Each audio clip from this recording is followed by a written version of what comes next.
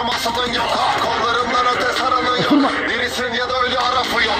Kafamın önünde polisler var, elinde silahla komiser var. Üstümde başımda kan izi var, önümde kocaman valizler var.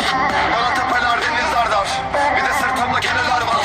Yarım kalır o şarkılar, burada panda yok develer var. Montumun cebinde yok kuruş, zıplıyor herkes kanguru sanki. Bir de kafamıza bas vurur ama yine yok. Bu hayatın heyecanı yok. Bu hayatın heyecanı yok. Bu hayatın heyecanı yok. Yok. Montumun cebinde yok kuruş, zıplıyor herkes kanguru sanki.